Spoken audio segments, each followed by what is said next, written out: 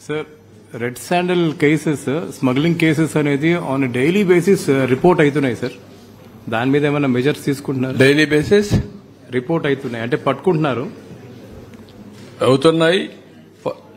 Last time చాలా firm గా act చేశాం, మీకు ఐడియా ఉంటుంది.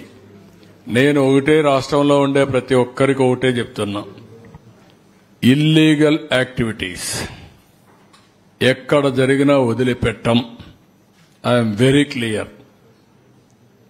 అలవాటైన వాళ్ళు ఎవరైనా ఉంటే అలవాట్లు మానుకోండి, మానుకోకపోతే మాత్రం చాలా ఫర్మ్ గా ఉంటాం.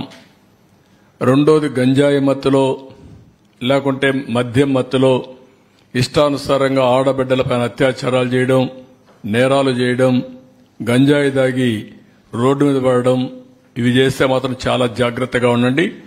మళ్లీ మళ్లీ వార్నింగ్ ఇస్తున్నా.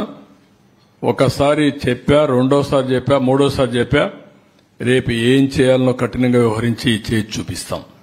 హెచ్చరిక చేస్తున్నా రాష్ట్రంలో ప్రతి ఒక్కరికి, యాంటీ సోషల్ ఎలిమెంట్స్ కి అందరికీ హెచ్చరిక చేస్తున్నాం. అందుకే ఈ రోజు జరిగిన నంద్యాలలో జరిగిన ఇన్సిడెంట్ గాని, అదే మరి ఈస్ట్ గోదావరిలో శ్రీకాకుళంలో జరిగిన ఇన్సిడెంట్ గాని చాలా సర్వసభ్యం సమాజం చీకొట్టే సందర్భాలు ఇవి. ఏంటంటే 9 సంవత్సరాల అమ్మాయి ముగ్గురు చేసిపోయి రేపు చేయడం ఏంటి, అమ్మాయిని చంపేయడం ఏంటి, వాళ్ళు మైనర్స్ ఏంటి, మైనర్స్ కూడా మారి తయారైపోయే పరిస్థితికి వచ్చారు, వాళ్ళని కూడా చెడుదారిని పెట్టే పరిస్థితికి వచ్చారు. ఇక్కడేంటి 6 నెలల అమ్మాయి ఏంటండి, వాడు ఏంటి, కొంచెమైనా సరే చిన్న పిల్లల్ని కూడా ఈ మరి హెరాస్ చేసే పరిస్థితికి వచ్చారంటే ఎంత దారుణం మనం ఆలోచించాలంటే. ఇది వ్యవస్థ ఎంత భ్రష్టు పట్టింది, ఎంత చెడిపోయింది, మనసులు ఏ విధంగా కలుషితం అయిపోయినాయి. ఒక్కొక్కరు ఎట్లా తయారయ్యారంటే ఒక ఉన్మాదుల మారిగా తయారయ్యే పరిస్థితికి వచ్చారు. దీనికి కారణం గడిచిన 5 సంవత్సరాలు. దీన్ని చాలా గట్టిగా వార్నింగ్ ఇస్తున్నా. ఎవరికైనా ఇంకా మత్తుంటే మాత్రం షాక్ ట్రీట్మెంట్ తప్పదు మీకు. Be careful on that. ఇక్కడ ల్యాండ్ భూములు, అదే మరి మైన్స్ మినరల్స్, అదే మరిగా అటవీ సంపద, ఈ 3 విషయాలు కూడా కూలంకుషంగా ఈరోజు మనం చర్చిస్తున్నాం. నెక్స్ట్, ఇక్కడ చూస్తే ఒక వినూత్నమైన పందా ఎంపిక చేసుకున్నారు నేరస్తులు. అందులో కూడా ఆర్థిక ఉగ్రవాదులు ఎలాంటి పందాన్ని ఎంపిక చేసుకుంటారనుకోనికి ఇదొక ఉదాహరణ. ఇవన్నీ కూడా మీరు చూస్తే ఒక పక్క పట్టణ ప్రాంతాల్లో ఉండే భూములు, నేను ఎగ్జాంపుల్ మాత్రం ఇస్తున్నా, ఇంకా చాలా ఉన్నాయి. కావలి, నెల్లూరు, ఏ టౌన్ చూసినా, ఈవెన్ ధర్మవరం మీరు చూశారు, మార్నింగ్ వాక్ ఏం చేశాడు. కాబట్టి అవన్నీ ఉన్నాయి. మా వాళ్ళు అవన్నీ కంపేర్ చేయలేకపోయారు, అవన్నీ కూడా కంపేర్ చేస్తాం.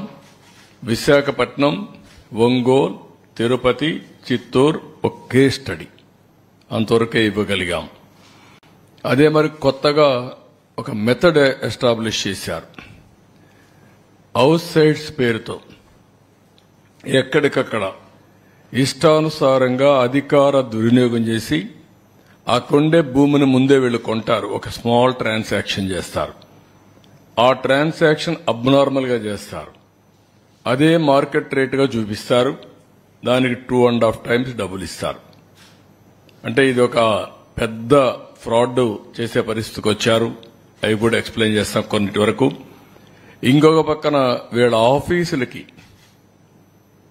ఇచ్చేటప్పుడు అన్ని ఆఫీసులకి ఇవ్వాలి. ఇక్కడుండే మీడియాకు కూడా మీకు కూడా ఎస్టాబ్లిష్ చేయలేకపోయారు. 22 ఆఫీసులు, 41 ఎకరా, ఎక్కడికక్కడ ఒక అడ్వాన్స్డ్ ప్యాలెస్లు కట్టేసే పరిస్థితికి వచ్చారు. ప్రజాస్వామ్యానికే గంతలు కట్టే పరిస్థితికి వచ్చారు. మీ అందరూ కూడా ఎవరు ఎక్స్పెక్ట్ చేయనటువంటి పరిణామం తీసుకొచ్చారు.